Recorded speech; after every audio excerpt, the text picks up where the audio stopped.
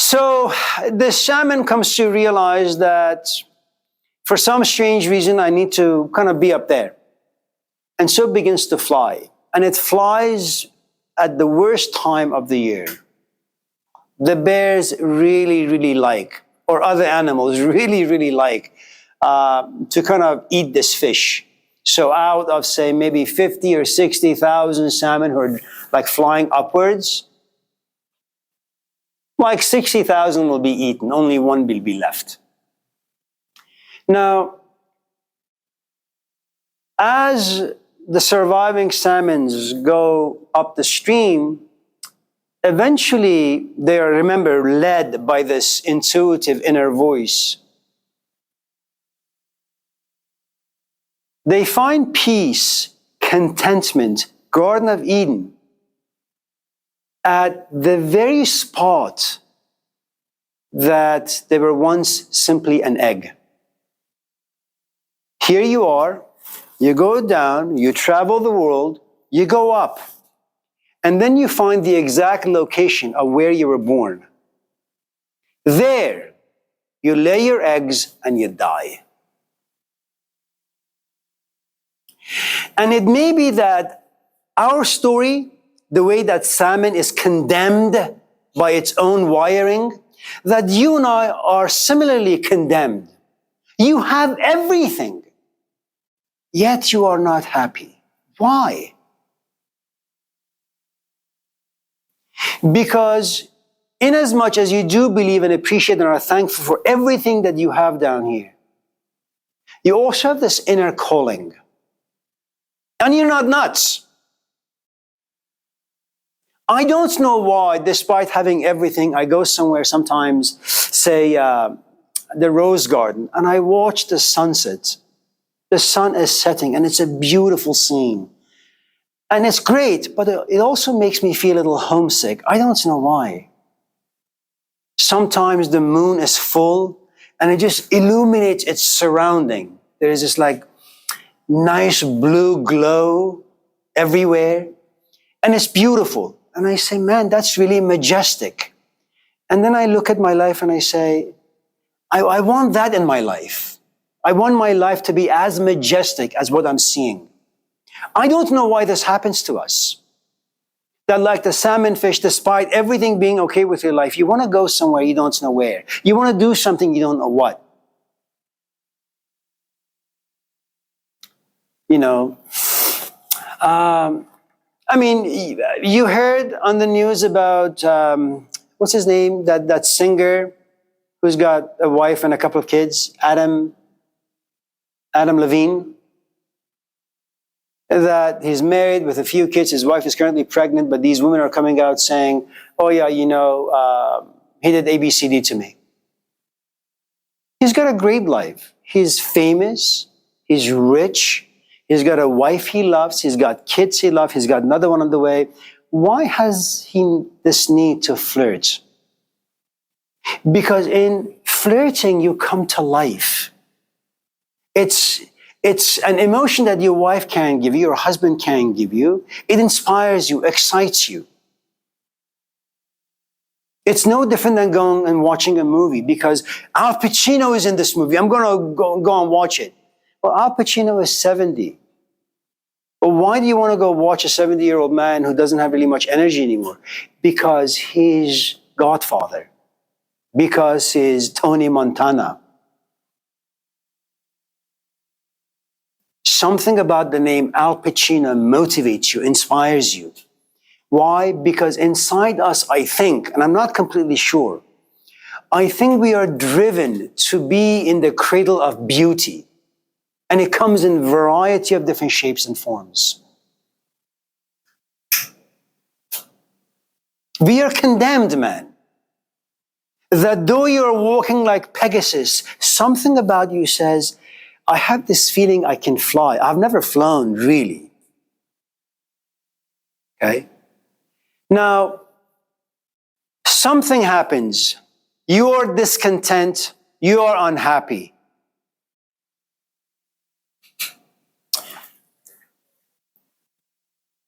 People walk around. There is Starbucks. There is Pete's. There is Bean's house. There is House of Coffee and Tea. They know that every morning at 6 in the morning, as people walking, they're all yearning to have coffee. What you have now is a market. And they're all trying to get a customer. As you find yourself in a place of discontent, despair, you have all these markets. One is therapy, one is religion, one is Nelly, one is UC Berkeley, one is Yale. And all these different markets are looking for yet another customer. Now you have to be very, very, very clever. When you're at a low point in your life, almost everything out there looks good. It's like a hungry man, as the proverb says. To a hungry man, even a stone looks good. So when you are in despair, anyone who can sell you what you find or think to be inspiration, you will follow. And most often it's going to backfire. You just wouldn't know that. But you will know that after 20 years. Okay? Now, if you happen to be very, very unfortunate to fall in the trap of someone like Joel Osteen or Eckhart Tolle, okay? If they inspire you, and there is nothing wrong with that, but they're just not going to give you what you're looking for. And then you realize you spend 20 years or 5 years or whatever time doing this, what they have prescribed, it has gotten you nowhere, okay?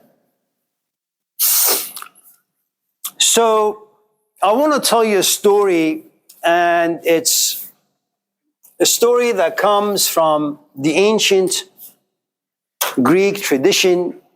I don't really know if a man named Socrates really existed or he was just a figment of Plato's imagination. So there are two characters that are very important in the world of philosophy. One is Plato, and then one is Socrates. Okay. And I'm going to give you the best way to become unmotivated, the best way to fall into despair, the best way to fall in love, the best way to find purpose, goal, meaning, and identity.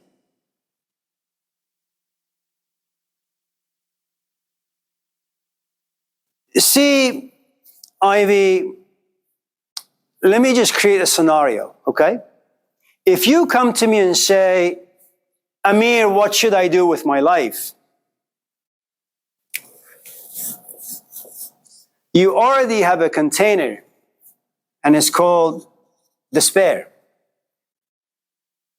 Before I can give you anything, I have to empty this. You're already full of despair. Whatever I give you, the despair is going to push them out. My energy is going to go to waste. My effort is going to go to waste. Okay. If on the other hand, you came here relatively healthy, and all of us in this class are relatively healthy. We are sick in many ways. If you came to this class, and let me define what healthy is. You have good parents, you have good siblings, and remember, everything is relative, all right? Don't forget that. You have a job, you have a companion, okay? So when you have good parents, you're not suffering from absence of love. When you have siblings, it means you have learned the art of compromise. That things are tough, you know, and somehow you're just going to resolve issues, okay? If you have a job, it means that you know what to do when you don't like things. Nobody likes to go work at 7-Eleven at 6 in the morning till 12 at night. Somehow you'll grow a thick skin. So you know how to deal with the assaults, the unpleasant events in life. And then you have a companion. You assume that you know love is, you played with it a little bit, okay? This is what we call healthy. And then you take this class, for example, and I say, well, you have two kinds of parents. One takes care of your body, and one that takes care of your soul. If you don't like the word soul, replace it with emotions. If you don't like that, replace it with the world of creativity. Parents have only one obligation: food, shelter, clothing. Make sure you're responsible enough to go to school. Don't smoke, don't watch porn, don't have any ridiculous addictions to things that may be negative in the long run, okay?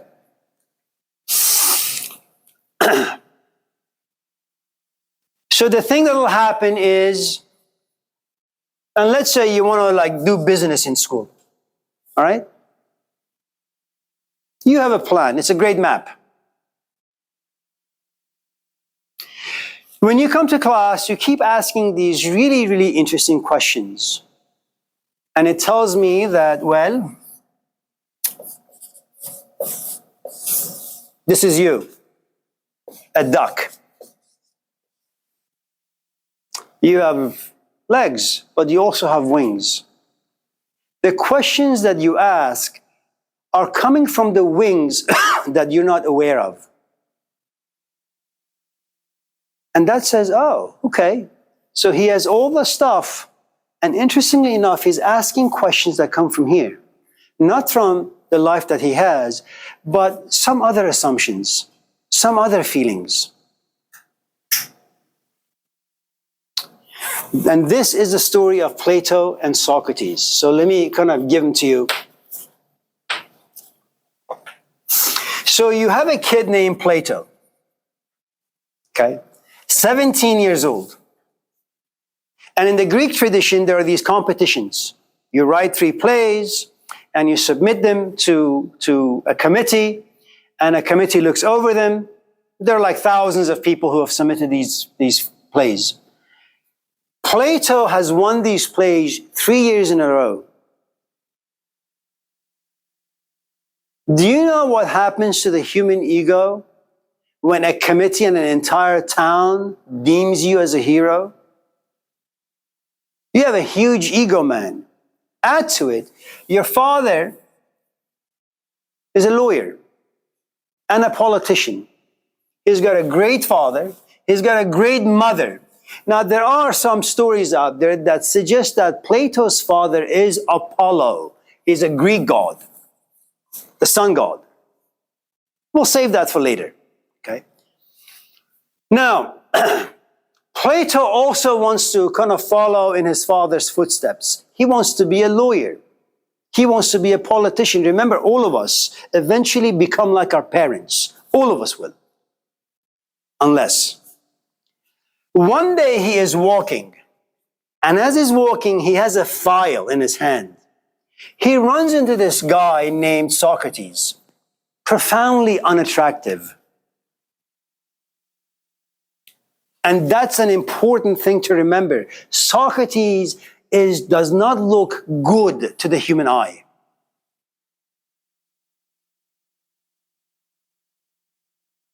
So for those of you in this class who say, or maybe I say, that we are inspired by our senses because they look out there and they see something attractive and they walk towards it. The strangeness of this situation is Plato is very, very, very attractive physically. Socrates is very, very, very unattractive physically. As he is walking this way, Socrates is walking this way. Socrates looks at Plato.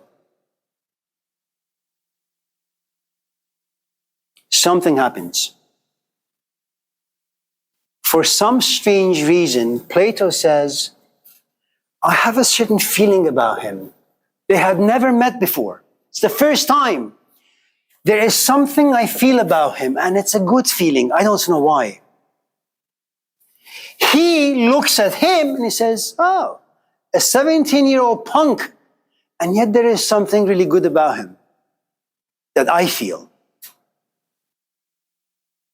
And that moment of feeling good allows Socrates to say to him, what's in your hand? What are you carrying? 3 plays. For what? To give to the committee. Plays? Yes. What are they about? A, B, C, D. And he says, Nonsense.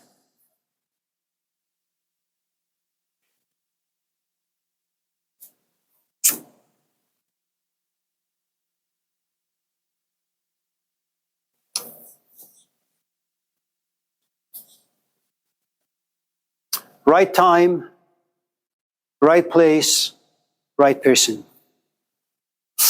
If Socrates was 19, I'm not quite sure how you would feel about Socrates.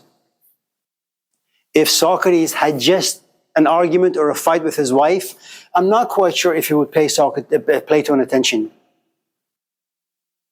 How do you find the right time, right person, and right place? I have no idea. It really, really is a mystery.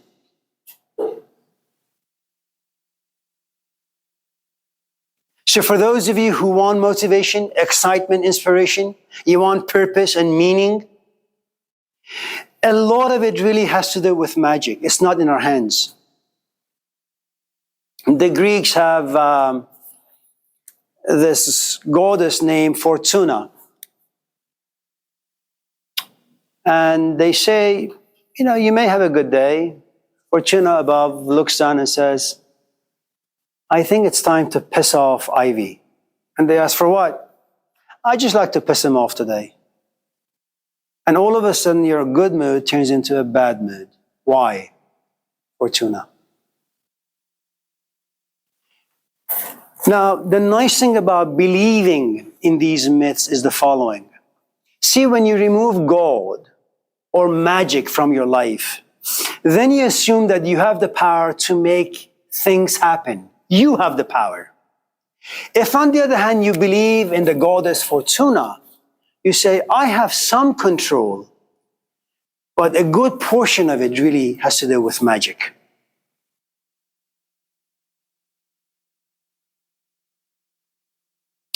There is a great book that some of you in this class may be interested. It's called The Cry for Myth. It's by a student or by someone who enjoyed Sigmund Freud very, very much. His name is Rollo May. Get the book. It's really, really, really good.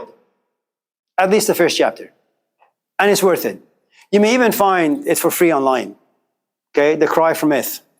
And he talks about what happens to a culture when they lose magic. And magic is nothing but something that just, it's beyond your reason. It's beyond your comprehension.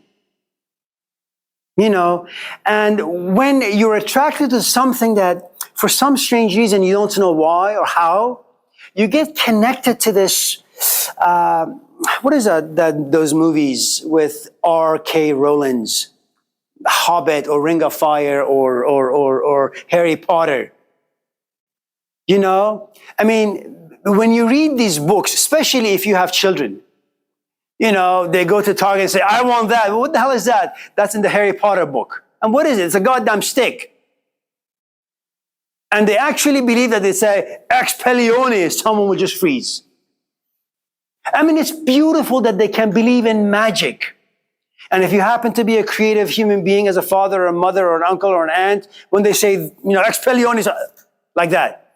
And the kid actually believes like he has the power to do A, B, C, D. So remember, if you believe in magic, you may say, I will do the best I can, but I hope the gods will be kind enough to put me in the right time, right place, with the right person. So this here, and one of the reasons why history doesn't create too many Socrates or relationships like this, is because to some extent we're no longer really in a place where we can believe in magic. Second, because it is extremely rare. Okay? Now, the thing about Plato, yes, one? About what? Magic, yeah. I'm kind of curious because this is kind of like we went to a vacation to Vegas with my family a couple years ago, and so the thing is, this guy he was performing in front of the street. So this is kind of strange. I don't know how to pull it off, but this guy said, "Can someone give me a $20 bill and a receipt?" And then then he pulls out like this kiwi out of his pocket, and then he told the guy, my father gave him a receipt, and then the receipt was missing. He gave it to the guy and said, put it in his pocket. He saw him put it in his pocket, and it just went missing. So another guy, pull out the pocket knife out of your pocket, and the guy was like confused. Like, I don't have a pocket knife. He pulls out a pocket knife out of his pocket, and then he pulled it out. He's like, where did this come from? And then he gives him the kiwi and says, cut it open. As soon as he cuts it open, my father's receipt was inside the kiwi. Yeah, I've tried to figure out American Got Talent and British Got Talent, those magicians who come on the stage and perform all these tricks. I can't figure it out. But it's amazing, you're right. It really is. Now, this is Plato, and his life is full. It has purpose, it has meaning. He knows who he is.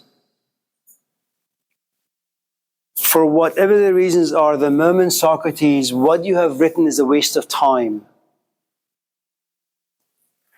he does something really interesting. He says, maybe, could it be a waste of time?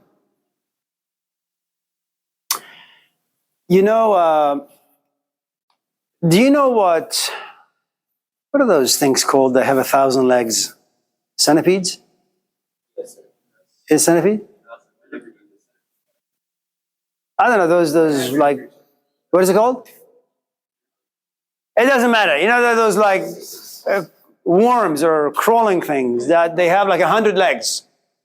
And it's really, really difficult to walk when you have 100 legs. And so as this thing is walking, this cat goes to him and says, I want to eat you, but I can't because I'm in awe of you. And so he said, what? You have 1,000 legs. How is it that you don't trip over yourself? How do you keep yourself from tripping?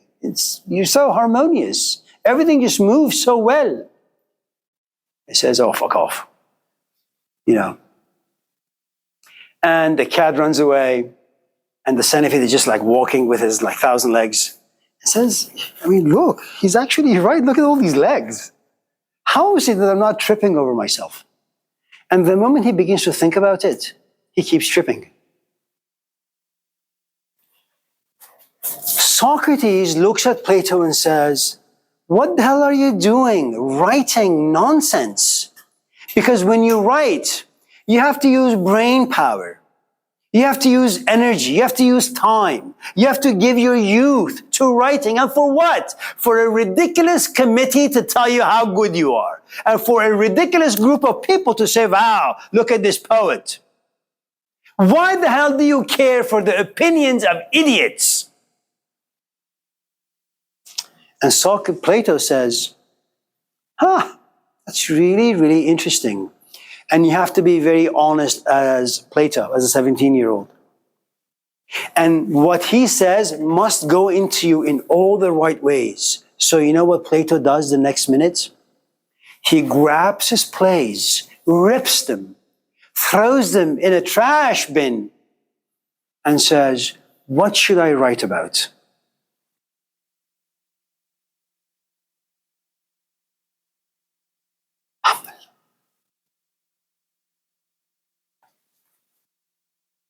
In only a couple of minutes, Socrates was able to put a vacuum hose inside Plato's psyche and remove everything. Now what you have is an empty container ready to be filled, ready to be inspired, motivated. By who? Only Socrates. And what is it that Socrates sells? Two things.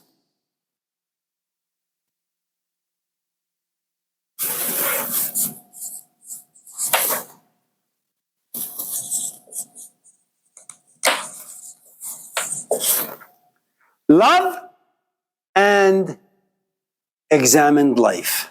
That's all he has to sell.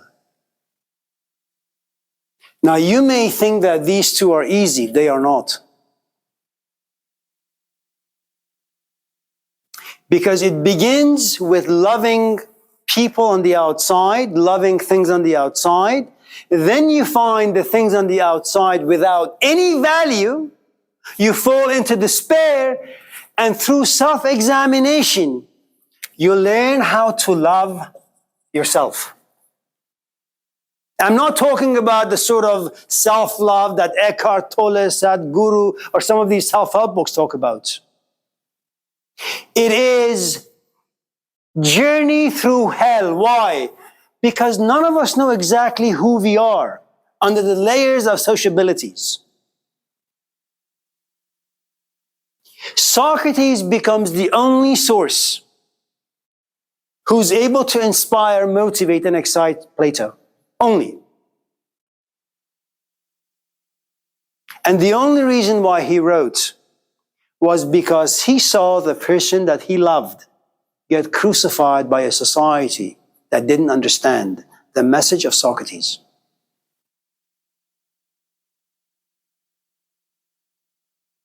So the point I'm trying to make, Ivy, before we go to Neon, is the following.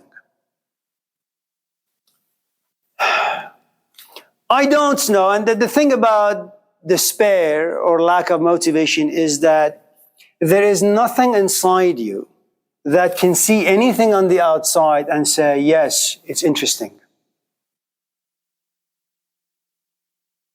Now, how that emptiness came about, that's for another day. But one of the ways that despair functions is that it cleanses you, not cleanses you, but it just empties you from the inside. And then as a human being, remember, we are active organisms. We want to move around physically, emotionally, psychologically, intellectually, because we need things to host us, to move us here and there. And when there is nothing, you feel as if your life has zero meaning. And remember what life has. You have language, language becomes meaningless. You have emotions, emotions become meaningless. You have identity, that becomes meaningless. You have people in your life, they become meaningless. And you have various activities that you have to engage as a human being, but you won't do them because they also become meaningless. So if nothing down here can give you meaning, what do you need? You need someone who doesn't belong in that world, who belongs to a different world. You need a Pegasus. You need a Socrates who has wings. They can show you things that you have never seen or experienced.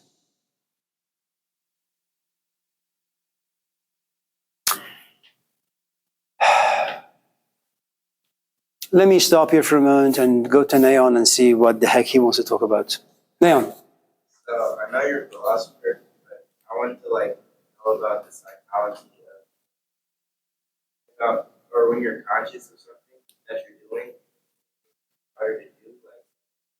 Sometimes when I'm walking, I'll realize I'm walking and then I'll start walking funny. I notice my breathing pattern will mess up and I'll have trouble breathing. That never happened. I think there's a part of us that is very organic. You just breathe, you just walk, you just eat. And then there comes this point in your life where you say, I want to be mindful and aware of the things that I'm doing. It's like if I tell you to go home and write an essay about, say, what it means to be black. Okay? Well, it's something that is natural to you. You were born as an African American, your parents are African American. So you probably talk about racism, you'll talk about white privilege, whatever the case may be. Then I may say, okay, put the idea of being black within the context of what it means to be a human being. Now, for the first time, you have to ask yourself, what does it mean to be a black human being? Or maybe I should ask you, well, how does bias work?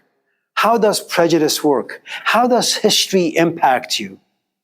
And then you realize, well, all the things you used to believe in, they become a little murky. You have your position is not as certain as it used to be. There comes a point that you want to be aware of the way you walk. You want to be aware of your body movements. And so it goes against the organism's organicness. You become a bit unnatural. And that's what happens whenever you become mindful. Let me give you a scenario. I have a friend, let's not call him Chris, but I have a friend who, and as an instructor, you have to once in a while record your lectures. Now, you see, I'm here, I'm talking, it's just free flow. But the moment you have to record your lectures, there needs to be a structure. You need to know what the hell you're talking about, so students are not confused, because it's not an in-person class. You have to go from step 1 to 2 to 3 to 4 to 5.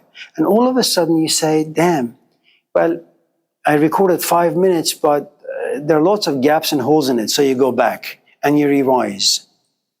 And you realize that you have to give 6 hours of talk in a very coherent way. And you've been doing only minute number 1 for the past 5 hours. It's always difficult to practice awareness and mindfulness. If, in a different way, I should say, it's always difficult to know what the hell you're talking about and what the hell you're doing.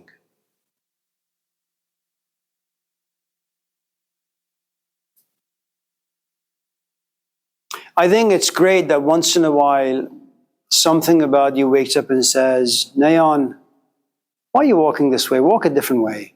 Nayan, be aware of the way you breathe. Are you breathing through your nose? Are you breathing through your mouth? Is your breath going only here? Is it coming from here? What are you doing? And God forbid if you are like interested in yoga or other forms of philosophical outlooks about, the human organism, all of a sudden say, I want to breathe from my abdomen.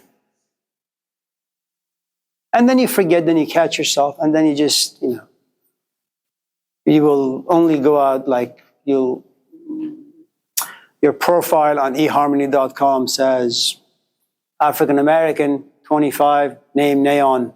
I only go out with people who breathe well.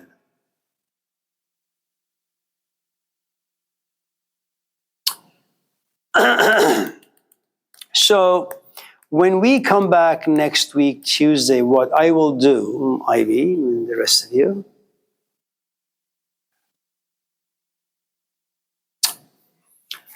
I will map all of these in a way that will look good and sound good, but very, very, very difficult, if not altogether impossible to apply. Do you like me, Ivy?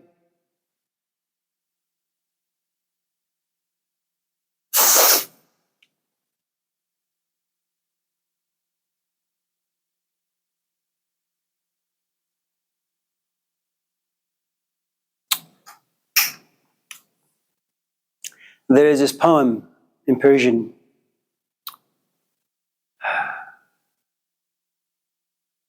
How does it go? I forget the way it goes in Persian, but let me give it in English. That this man goes to this other man and says,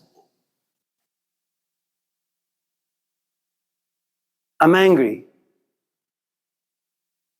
And I'm depressed. And this older man looks at this younger man and says, those are the emotions that I put inside you. They are mine. They don't belong to you.